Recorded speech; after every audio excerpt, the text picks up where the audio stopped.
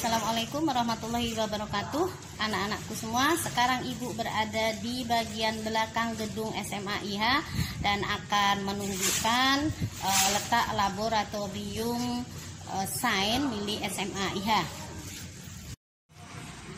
Ini bagian depan dari laboratorium sains milik SMA IH. Mari kita masuk dan melihat ada apa saja di dalam. Nah, ini di bagian depan ada beberapa mikroskop bantuan dari UNISEM kemarin. Nah, di paling depan itu sudah Ibu siapkan, ada di meja beberapa alat yang nanti akan Ibu tunjukkan untuk kerja praktek nanti di bab 2. Di dalam almari kayu ini terdapat alat-alat elektronik dan alat-alat listrik ya. Ini ada kotak.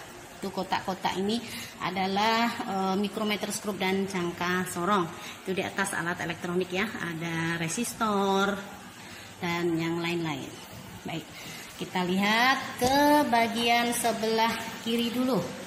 Di bagian sebelah kiri ada alat-alat praktek fisika. Di almari pertama ini terdapat alat-alat praktek fisika mekanika. Kemudian di bagian sebelahnya almari untuk alat-alat listrik. Nah, di belakang sini ada baju praktek milik siswa SMA IH yang bisa dipakai sebelum nanti praktek kerja baik kimia, fisika maupun biologi. Ini ada ukurannya ya, dari S, M, L, XL. Nah, ini mau dicoba sama mau saya Ibu perlihatkan di ini buka sama Bu Neti ya. Ini baju lab berlengan panjang. Lengan panjang. Tunjukkan ini aja menghadap ke sini. Begini kan aja. Ya. Nah, baju lab berlengan panjang ya, ada logo SMA. Nah, ini di sini ada ukuran yang paling besar XL ya, untuk yang badannya mungkin besar. Oke, cukup net. Nah, di bagian belakang dari laboratorium sains ini terdapat alat-alat praktek biologi. Di situ ada tabung reaksi, tabung Erlenmeyer, timbangan, dan beberapa mikroskop juga. Kemudian di sebelahnya ini ada manekin untuk biologi. Sebelahnya lagi ada almari untuk bahan habis pakai ya. Ini adalah alat praktek fisika juga, namanya pesawat Edwood. Nah, kemudian ada wastafel, 2 wastafel di dalam laboratorium sisi sebelah kanan. Itu beberapa bagian dari lab fisika atau lab sains SMA IH.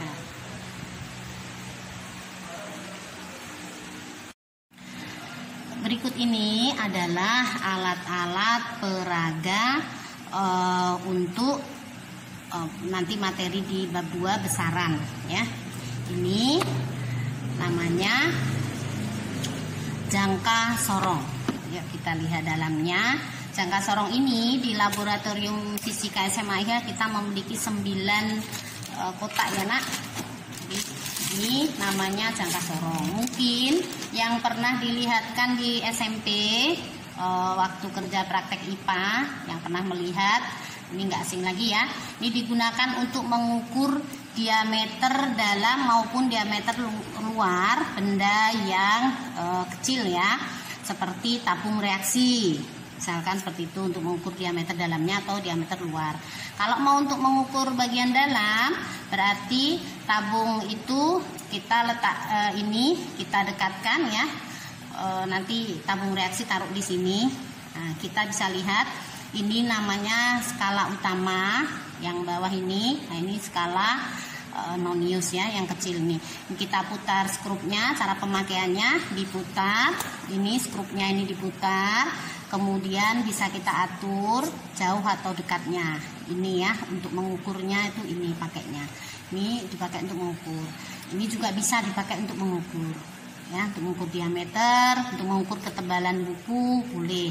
Ini namanya jangka sorong. Di sini ada angka-angka. Angka-angka yang ini adalah angka-angka skala utama. Jadi dilihat angka nolnya di sini ada di sebelah mana, menunjukkan angka berapa. Itu skala utama namanya. Ya. Baru nanti yang baris ini skala utama maupun skala nonius mana yang berhimpit. Nah, itu nanti untuk tambahan dalam pengukuran. Ini namanya jangka sorong. Sudah Ibu lihatkan aslinya supaya nanti kalau kita belajar sudah pernah melihat. Nanti kita akan belajar bagaimana cara mengukur memakai jangka sorong maupun mikrometer stroke. Nah, yang satunya ini namanya mikrometer stroke. Mari kita buka bagaimana sih bentuk alat atau mikrometer stroke itu. Ini namanya mikrometer stroke. Ya. Mikrometer stroke sama untuk mengukur ketebalan kardus atau ketebalan buku ya. Namanya aja mikrometer stroke. Jadi dia cara kerjanya diputar seperti skrup ya. Ini diputar untuk mengencangkan atau diputar untuk mengendorkan. Nah, di mikrometer stroke itu ada angka-angka ya, ada angka-angka ya. Ini skala utamanya, angkanya ada di sini dari 0, kemudian ada garis 1, 2, 3, 4 dan 5. Kemudian ini skala noniusnya ya, dia bisa diputar. Nanti mana yang lurus sama angka ini, di sini ada angka 35, 40, 45. Nah, ini nanti yang lurus dia jatuhnya di angka berapa. Ini namanya, alat ini namanya mikrometer stroke. Jadi kenapa dibilang mikrometer stroke? Karena dia bisa didekatkan sini untuk mengukurnya ya, ini ya untuk bagian untuk mengukur bisa didekatkan maupun dijauhkan dengan cara memutar seperti skrup. Baik, itu saja dulu untuk pengenalan alat laboratorium untuk kelas 10 MIPA.